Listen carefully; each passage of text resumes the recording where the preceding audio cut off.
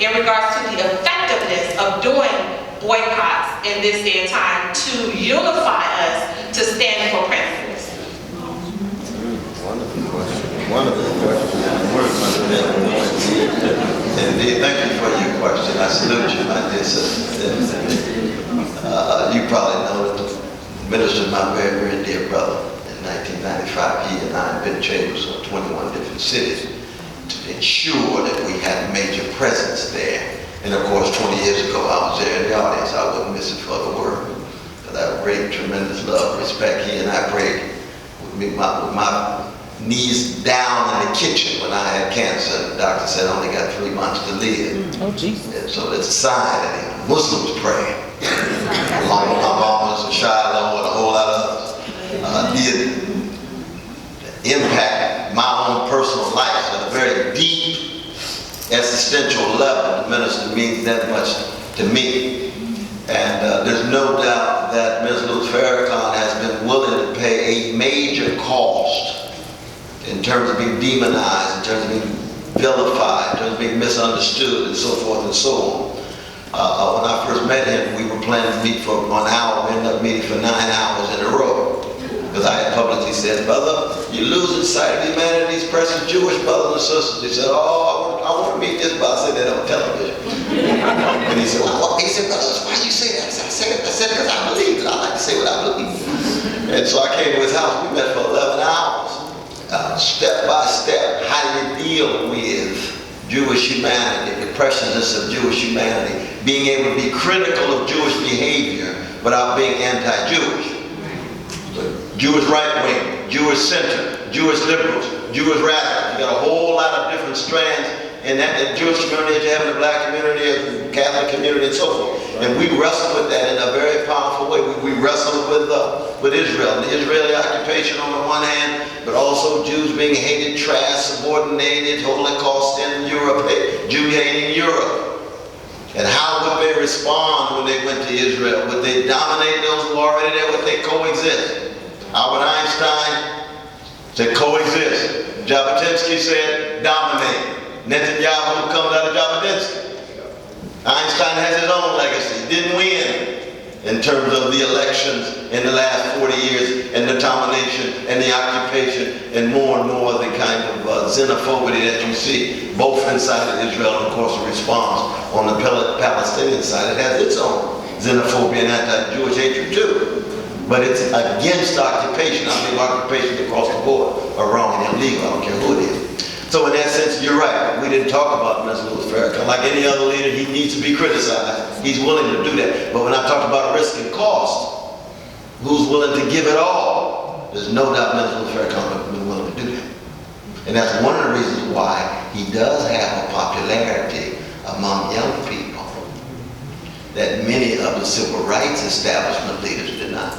But I know you all have. I can't take issue with the thing you said. I think a big part of the African American community's issue with the minister and with the nation is that too many of us have allowed mainstream media's misinterpretation, intentional, of so much of his message to dictate our perceptions of him. I remember when he called for the first Million Man March. And I was sitting there, he was on Nightline with Ted Koppel. And I was watching it with my father. And when it was over, and I think this may be the only time in my life that I heard my dad, he turned to me and said, wow, boy, you were right. First time I've ever heard him speak for himself.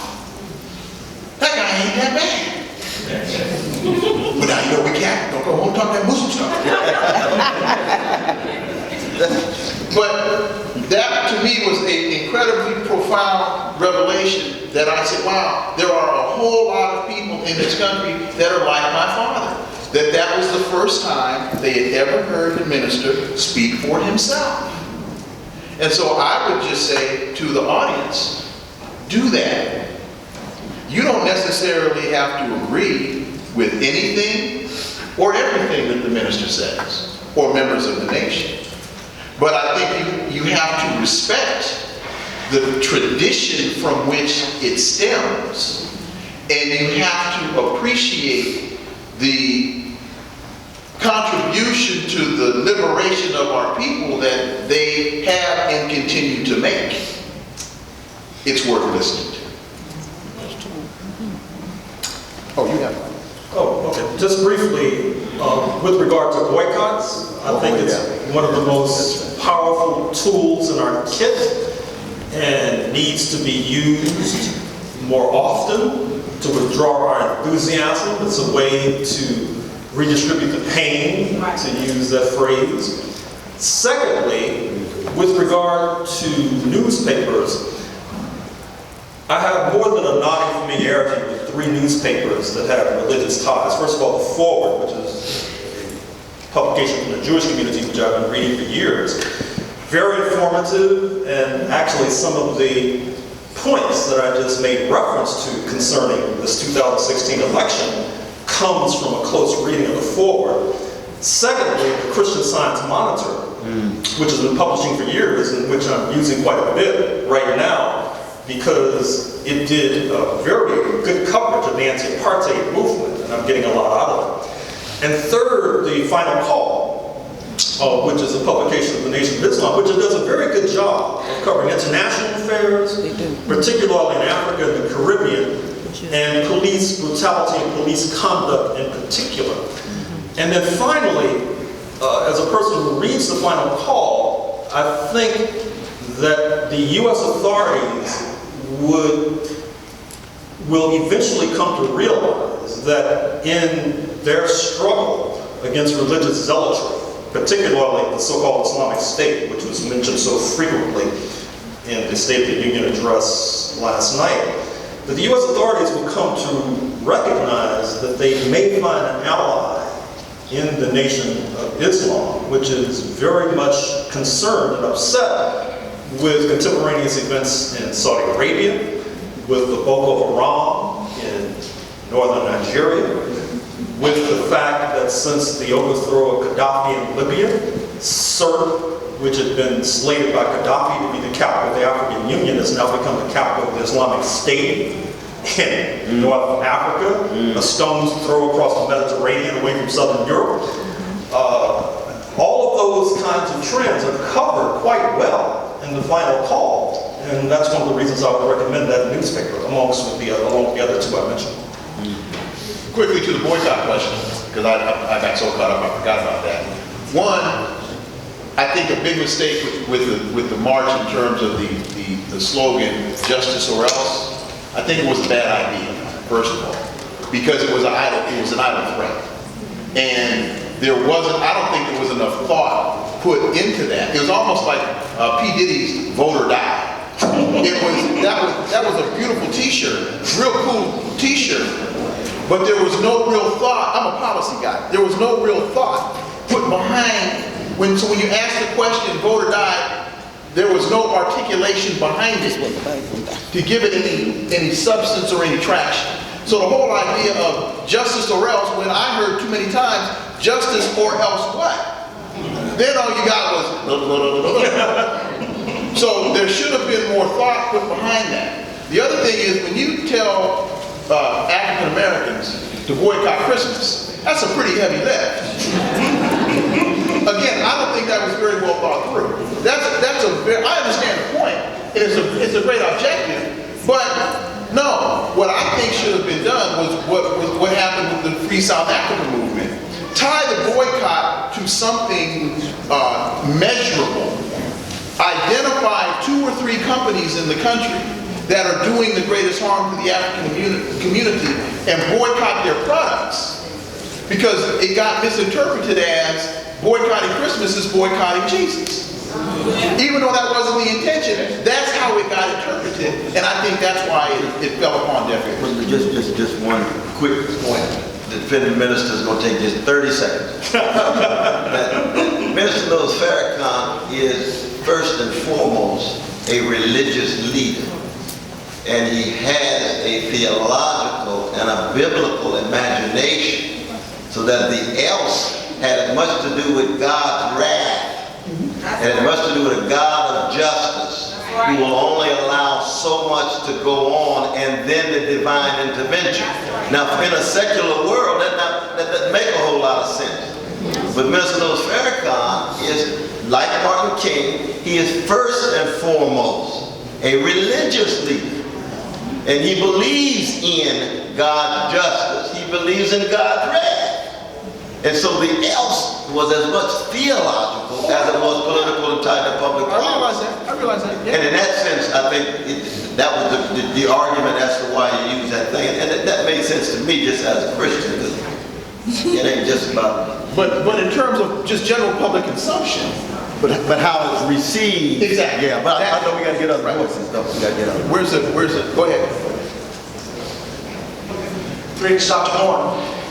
Late in 2015, October, there was a woman out of Houston that stated that there was a social studies textbook by a specific publisher that claimed slavery to be, well, something not slavery. I'm sorry? Well, it was more than trivial. Apparently, they said we were migrant workers, migrant laborers. And to make my comment brief or question, what's going on in the state of Texas? That they've adulterated history and social studies books in such a way. And is it safe to assume that they haven't consulted you or other luminaries in colleges and universities to help further ascertain what is the correct version of history that should be taught to the children in Texas? Well, speaking of which, I teach in Texas, and as you know, they just enacted open carry, and presumably that means I may be facing students in classrooms with guns who may not appreciate some of the things I have to say. Let us hope they don't have itchy trigger fingers. But what's happening in Texas is that Texas, as you should know, as I'm sure you do know, is a citadel of the ultra-right. That has been the case for decades now. Although it is fair to say that for a brief period in the 1960s, when, say, Senator Ralph Yarborough, who was something of a liberal by Texas standards, was in office, there was a sort of Texas spring, so to speak. But generally speaking, it's had an unremitting history of reactionary politics. I would have to underscore what I mentioned a moment or two ago, that Governor Greg Abbott of Texas is calling for a constitutional convention to rewrite the basic charter of this country. Right. And if that takes place, and I don't think it will, but you never know in this country,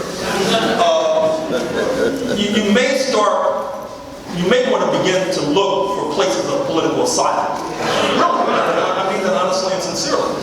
I mean, we need help in Texas, as I'm sure you need help in Florida with Governor Rick Scott.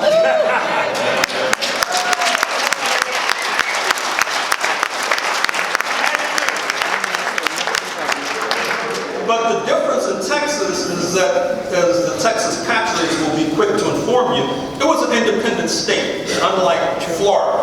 It was in existence from 1836 to 1845. It was a leading slave trading state, as already noted.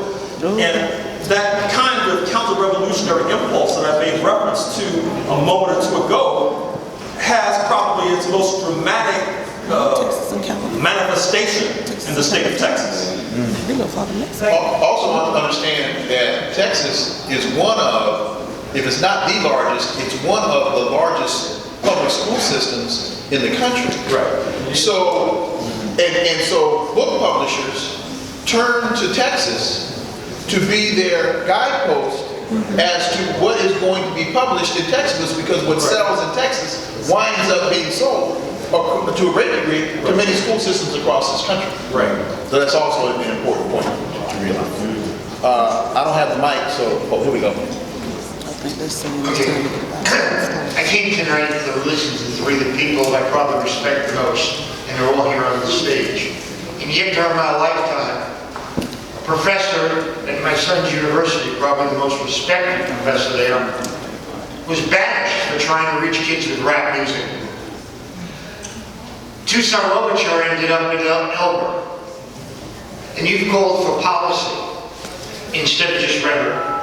So I'm going to ask a question, and we need some strong policy. Today in this country, there are more African Americans, young people, some like the ones we saw here tonight. There are more African Americans in jail, incarcerated, in penal institutions, than there were slaves at the beginning of the Civil War. So what we've done is we've replaced the plantation system with the penal system. We need to do something to make sure that this situation changes.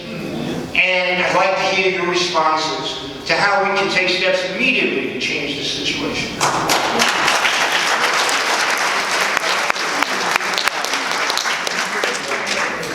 That question, my brother, and I appreciate the spirit of the question too. I can feel the love and the sensitivity flowing. One is that we have to put a spotlight on the ways in which the war on drugs was a war on black. It was a war on black people. That's right. Two is that we have to provide alternative for our precious young people. Which means if you don't have fights against poverty, fights for quality education, and jobs with a living wage, that's the alternative. So that it reconstitutes stronger families, communities, networks, so that the young folk can get a sense of belonging in something that is tied to something that is a force for good, rather than an underground economy in which the guns and the drugs are the only ways in which they think they can make it, because as I mentioned before, they've been so socially abandoned and economically abused, and overlooked and viewed as disposable populations. And how do you do that? Through movements. Yeah, there are people who are willing to organize, mobilize, hit the street, go to jail, that then has an impact on politicians. Now there are a few politicians who are open to what we're talking about, but we won't go into the names because we have a tax exempt status.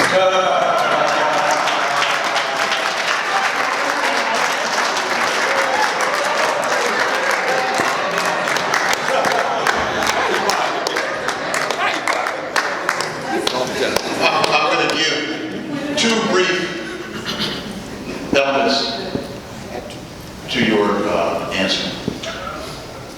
One is that I say on my show all the time that I'm a grassroots. Yeah. Okay. So from the grassroots.